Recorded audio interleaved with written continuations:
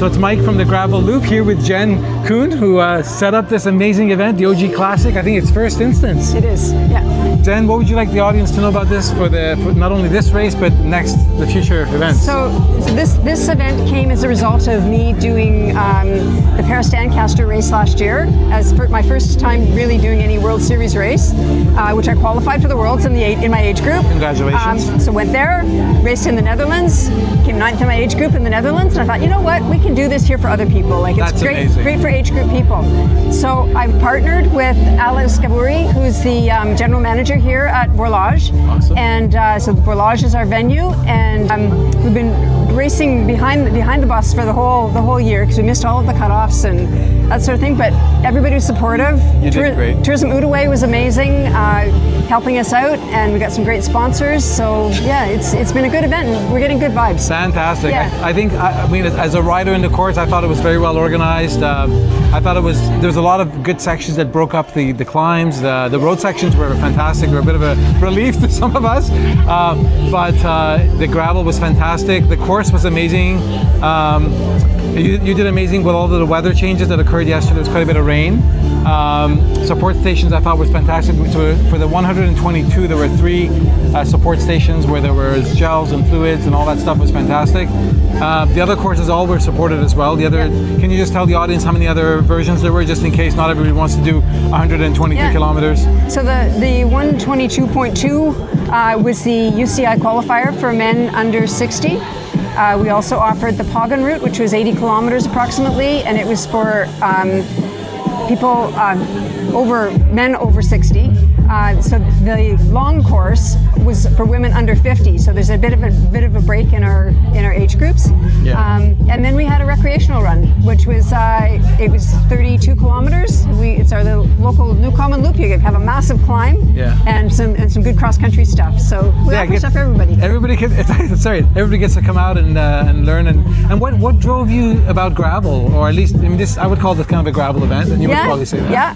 So I was a road rider like everybody else to start, and then about 2 or 3 years ago, I had a few close encounters with F-150s and decided that probably wasn't the way to go. So I bought a gravel bike, and I've been riding the back roads ever since, and it's great. Love it. That's fantastic. I would have to say that's kind of my experience as well.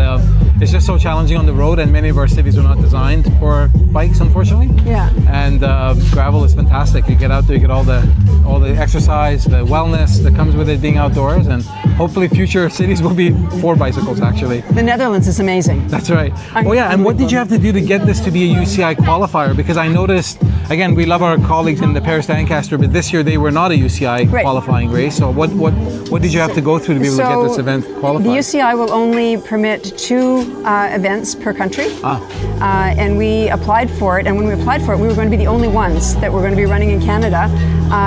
But they did do a late approval for one that's happening out in Alberta. Cool. So there's 2 in Canada, and that's just the regulation. We pay for the privilege of running a UCI event. They help us with our marketing, and actually there's a lot of support. There's a lot of regulations around it. So it makes it easier almost if you have any issues that come up throughout the event. Then it's really governed by UCI regulations.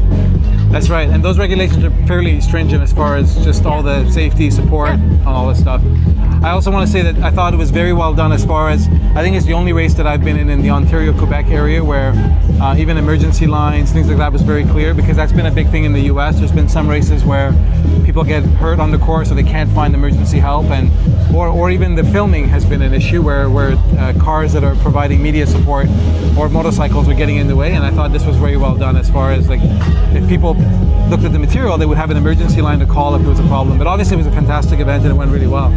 Is there anything else you want the folks to know for next year, and if you're planning on doing it next year? Yeah, we're looking at a 10-year plan, so we've got a lot more of these to go, and we'll improve any of the glitches that we had this year and let it run again, and we hope that the ridership will be increasing every year. Fantastic. Well, thank you so much, and thank you for getting all of us out here, including folks from all kinds of backgrounds, including some of our Canadian pro athletes were here, which is amazing to see. Great. Yeah. And a plug for our Canadian athletes. There are several amazing Canadian athletes, including Haley Smith was here, who is a huge deal in the gravel scene internationally, but she's a Canadian and she was here. So I just wanted to point that out. Yeah. Awesome. Thank you so much. See you next time. Thanks very much. Thank you so much. Bye for now.